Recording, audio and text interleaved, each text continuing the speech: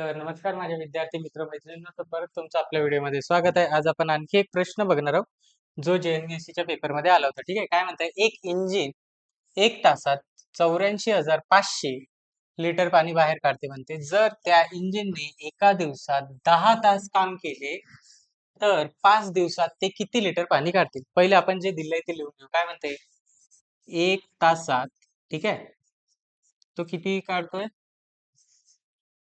84,500 बरोबर, 1 तासात काढतो. आता काय म्हणताय, तर 10 तास एका दिवसात जो आहे ना, ठीक आहे, एका दिवसात तो किती काम करतोय? 10 तास काम करतोय. ठीक आहे, मला सांगा 5 दिवसात तो किती करेल? 50 50 तास काम करेल. बरोबर, म्हणजे आपल्याला काय दिलंय, एका तासात इतकं दिलंय. ठीक आहे, म्हणजे तो किती 50 तास टोटल काम करणार आहे. आपल्याला काय करायचंय, फक्त इथे 1 तासासाठी इतकं आहे, तर 50 तासासाठी, ठीक आहे,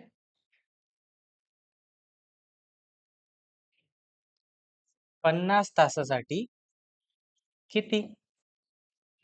बरोबर, काय करायचंय, फक्त बघा, मल्टिप्लिकेशनच करायचंय. 500 किती होतं हे? 84,500. हा शून्य परत एक आला, इथे आला.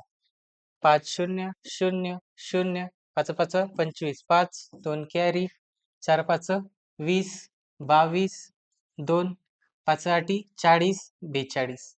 असं कुठे उत्तर दिसतंय का? किती झालं हे? हे 5,000 झालं, हे 25 झालं, हे किती झालं?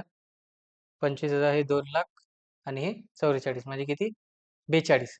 42,25,000 बरोबर ना? हा, 42,25,000 कुठे दिसतंय का? हे पण नाहीये, हे पण नाहीये, हे पण नाहीये. उत्तर कोणतं बरोबर आहे? हे. बरोबर, बघा इथे 42,000, 42,25,000 बरोबर आहे की नाही? म्हणजे बघा ना, युनिट, 10, 100,000, 10,000, लाख, 10 लाख, असं समजून जाऊ. बरोबर, बघा हे जे उत्तर दिसत आहे इथे, ठीक आहे, हेच इथे पण आहे आपलं. म्हणजे काय केलं, प्रश्न कसा होता की एका तासासाठी इतकं दिलंय, तर आपल्याला दुसऱ्या तासासाठी काढायचं होतं. पण यांनी काय केलं, एका दिवसामध्ये म्हणते 10 तास काम करते म्हणते, तर मग 5 दिवसामध्ये आहे. एका दिवसासाठी जर तो 10 तास काम करताय, 5 दिवसासाठी किती करणार? 50 तास करते ना, टोटल केलं तुम्ही, बरोबर.